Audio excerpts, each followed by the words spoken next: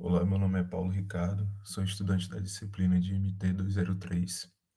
e vou falar aqui sobre o tema de nanodureza e investigar o que o tema, a similaridade do tema com com a matéria estudada no curso. Então, primeiramente, um sumário, vamos passar aqui pela introdução, falar um pouco sobre o tema em torno da nanodureza, depois o que é a nanodureza e como ela se apresenta, paralelo com algumas escalas de dureza que nós temos até no caso de ensaios macro e micro. Depois, um pouco sobre a nanoindentação, que não vai ser o método utilizado para o cálculo da mesma, nanodureza e a similaridade com filmes finos, e alguns exemplos.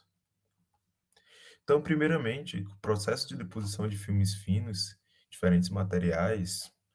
sobre substrato específico, todos eles são feitos com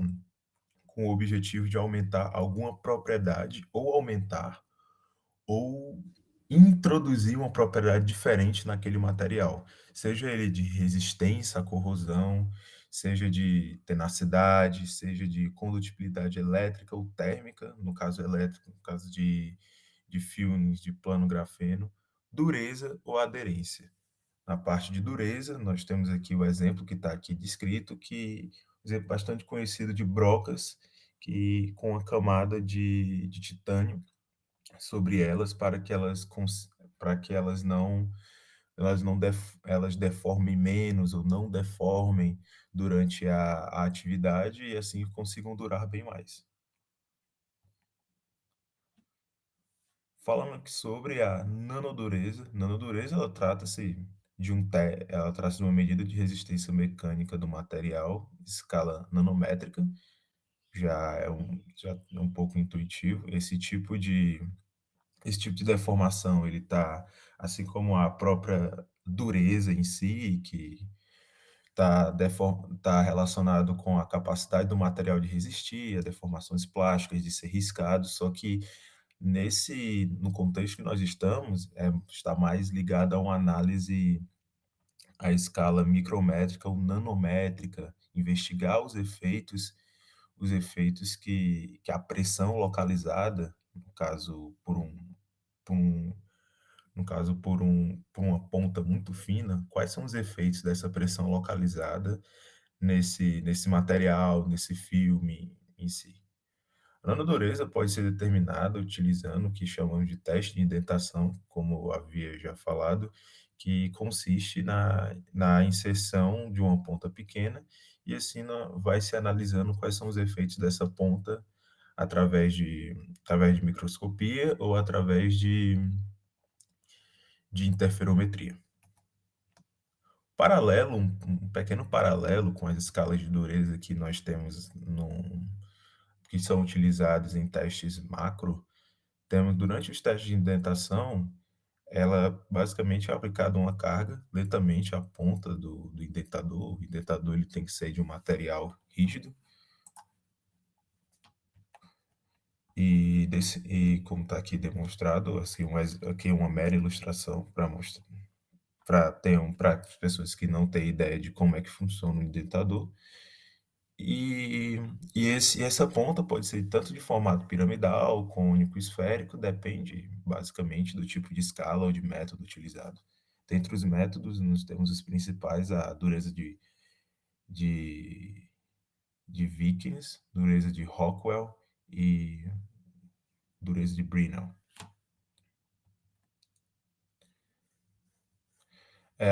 Falando um pouco sobre os tipos de durezas, temos a dureza de Vickers, que basicamente ela é uma medida que consiste em dividir a força da carga pela área, então aqui trata-se da inserção piramidal de uma carga P, no caso que é a ponta piramidal, e mede-se qual foi a área deformada, a área superficial deformada. Você pega aqui através de uma estimativa, através do D, que seria a profundidade, que seria a largura que a, que a mesma entrou, você consegue estimar. a largura não, seria a profundidade que a mesma entrou, você consegue uma estimativa de quanto, nesse caso de profundidade, você consegue uma estimativa de quanto essa área se deformou, dado que é uma pirâmide de base quadrada, e assim, dividindo a força pela área, você consegue o número na escala de HV, que é a escala utilizada nesse caso de dureza. Posteriormente, nós temos a dureza de Rockwell, que é outro tipo de escala que caracteriza já por um teste diferente, ao invés da mera inserção de uma pressão P, nós primeiros, não, de uma força P, nós temos primeiro a inserção de uma força P0, que causa uma deformação inicial, como até está mostrado aqui na figura de apoio,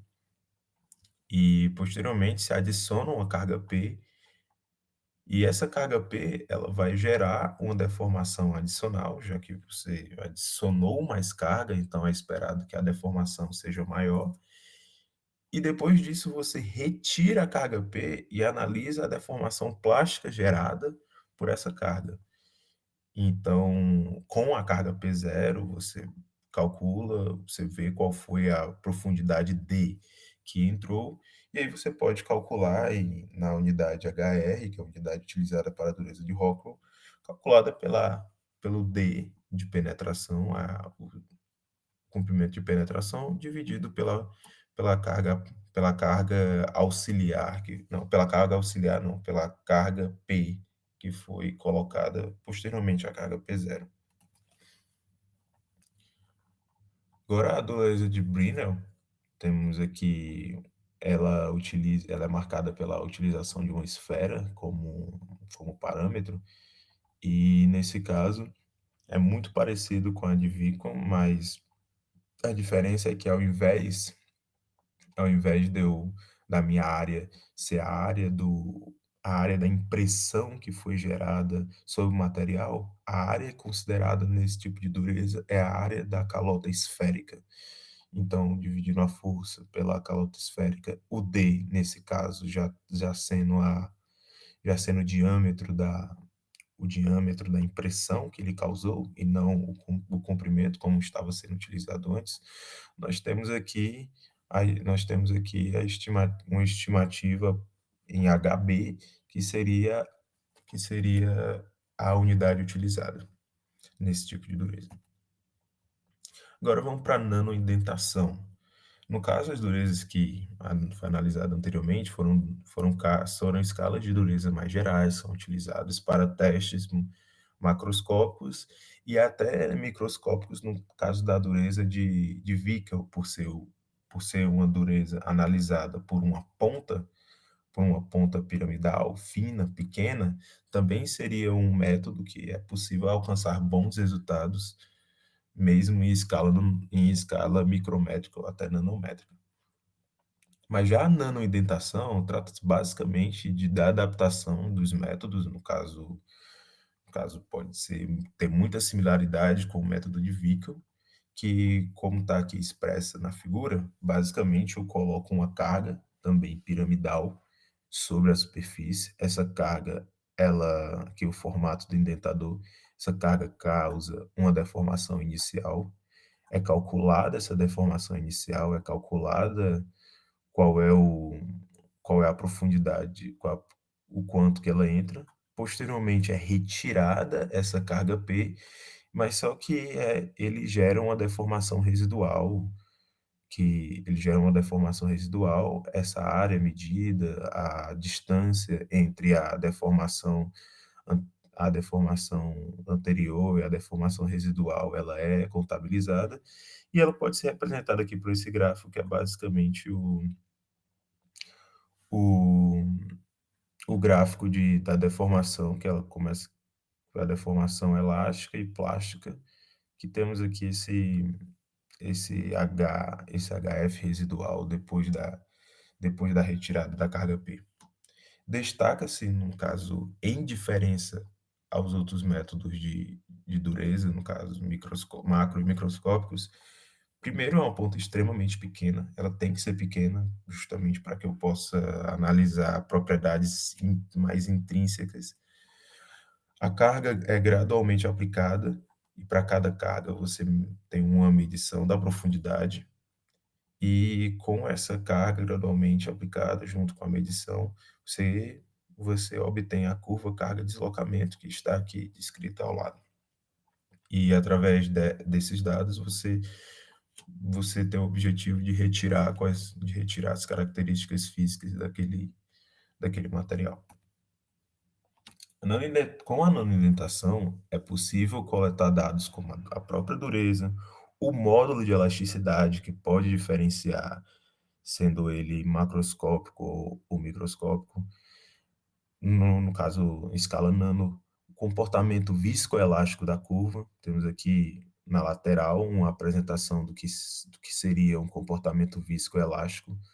na, na aplicação de uma tensão em torno do tempo. O material elástico ideal, ele não deforma mais conforme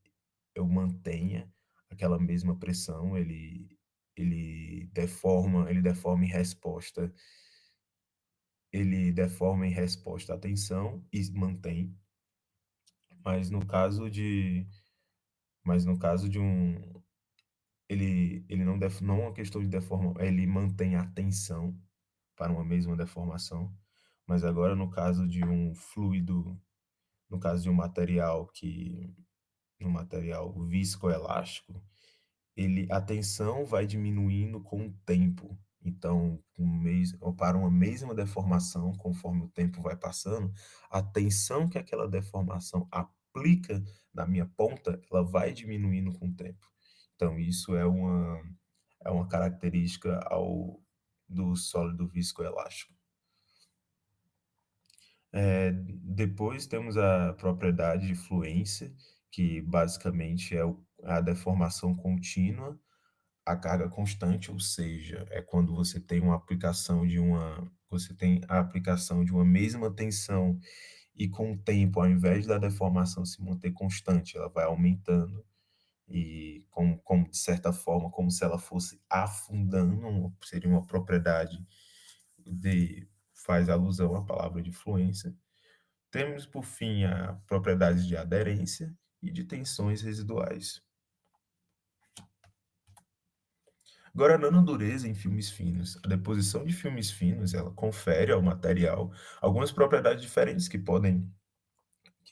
se diferenciar tanto do substrato sozinho, do precursor, como também do precursor, que é fonte justamente pela disposição do cristal, pela maneira, pela interação entre o filme fino e o meu substrato, e algum desses efeitos, senão alguns desses efeitos se destacam na deposição de filmes finos, que vão ser apresentados a seguir. Primeiramente, a densidade de discordâncias, discordâncias são basicamente as distorções no retículo, como até mostrado aqui na imagem ao lado. Quando você tem o filme sobre o substrato, então a estrutura cristalina deles são levemente diferentes, isso como foi estudado no fenômeno de epitaxia, e isso gera tensões no cristal, gera certas e deformações na sua estrutura que vão se dissipando com o tempo, mas no caso de filmes muito finos, de poucas camadas atômicas, essa tensão ainda fica muito carregada e dependendo da maneira que possa ser disposta, é possível utilizar esse excesso de tensão a favor, aumentando a resistência mecânica e residual. Outro aspecto é o menor tamanho de grão, no caso, o grão seria a unidade de cristal contínuo que nós temos nos materiais. Então, no caso da deposição, teríamos a formação de grãos, podemos incentivar a formação de grãos menores do que o do precursor, o que pode gerar a interface desses grãos, ela funciona como uma espécie de barreira, ela funciona como uma espécie de limite para a deformação plástica, tendo em vista que a deformação não vai ser nessa interface. Então, possível, então, sendo bem trabalhado, esses limites podem funcionar como algo que aumente algo que aumente a dureza do material para que ele deforme menos na aplicação de uma mesma carga. Outro aspecto pode ser a alta densidade de defeitos, falhas, descontinuidades, imperfeições, todo esse tipo de falha que foi estudado ao longo do curso, até algumas maneiras de evitá-lo, como aumento de temperatura, utilização de plasma, entre outros. Sendo bem utilizadas, essas barreiras, elas contam contra a propagação de trincas. Às vezes você tem um material, uma característica de materiais cristalinos, por exemplo, que apesar de serem duros, quando eles trincam, eles podem acabar se apresentando de maneira quebradiça. E essas imperfeições, elas podem servir como um escudo contra o alastramento desses tipos de trincas. Então, claro, apesar das imperfeições temos estudado no curso que elas são indesejadas, mas elas podem ser trabalhadas para conferir propriedades distintas ao nosso material. Alguns exemplos dos efeitos práticos dos filmes em, sobre substratos. Bom, temos aqui exemplos de filmes de carbono amorfo, no caso seriam deposições de diamante, como representado aqui na figura ao lado. Eles são marcados por elevada dureza, baixa elasticidade e elevada resistência ao desgaste. Então, podem ser utilizados em engrenagens, por exemplo. Engrenagens que não podem deformar, e isso é uma característica muito esperada. Os filmes finos de carbono amorfo, como diamante sintético, podem exibir durezas excepcionalmente altas, tornando ideais para revestimentos, proteções e aplicações industriais. Temos, então, filmes finos metálicos. A dureza, ela depende da espessura que a gente coloca do material, bem como suas propriedades. O próprio titânio, por exemplo, sobre o parafuso, não, sobre a broca apresentada anteriormente, tinha até uma coloração amarela, quase que dourada, fazendo até parecer que foi revestida com ouro, quando na verdade aquela cor é conferida apenas pelo fato de ser um filme fino e interagir de maneira diferente e a luz acabar interagindo de maneira super diferente à superfície do titânio. Alguns filmes finos metálicos podem apresentar dureza até superior ao book devido ao aumento de densidade de discordância e diminuição de grãos, como foi apresentado anteriormente. São aspectos que apesar de termos visto até como uma maneira de evitá-los, eles podem ser trabalhados para conferir ainda uma dureza ainda superior à que nós teríamos ao material precursor sozinho. Temos os filmes finos de óxido, né, tem uma dureza variável dependendo do tipo de óxido, da estrutura cristalina que é conferida ao material, se vai ser um cristal, se vai ser uma deposição amorfa, e também com o processo de deposição. Filmes finos de óxido podem exibir uma dureza que, assim como a metálica, eles, eles podem ter uma dureza ainda maior do que o book, devido a mudanças na microestrutura, por exemplo, tensionamentos, a um cristal diferente, o tamanho do grão e a presença de tensões residuais. Então, nesse caso, são dois tipos de deposição de propriedades bem flexíveis que podem ser utilizadas. A seguir, nós temos os filmes finos, poliméricos, de baixa dureza e elevada elasticidade, no caso, por serem polímeros. Então, os filmes finos poliméricos possuem durezas inferiores, claramente, até pela característica química da sua estrutura, e inferiores às de materiais orgânicos e metálicos. Então, até devido à sua característica macia, então o objetivo de utilizar esse filme basicamente é se aproveitar da sua elasticidade. Outro tipo a seguir, nós temos os filmes cerâmicos, que a dureza depende, tá? Dependendo do tipo da cerâmica, estrutura de processo, bem parecido com o que nós tivemos no caso dos óxidos. Alguns filmes finos cerâmicos podem exibir durezas também superiores, assim como apresentado no caso do óxido no metal, devido ao aumento de densidade de discordâncias, menor tamanho de grão e alta densidade de defeitos, conferindo assim algumas propriedades diferentes, como resistência à trinca, por exemplo, para que o material não trinque completamente, caso ele ceda, o menor tamanho do grão oferece menor elasticidade plástica, e densidade de discordâncias, que nós já vimos que pode conferir maior dureza àquele filme em relação ao book original. Que eu encerro a apresentação, aberto a perguntas, e muito obrigado.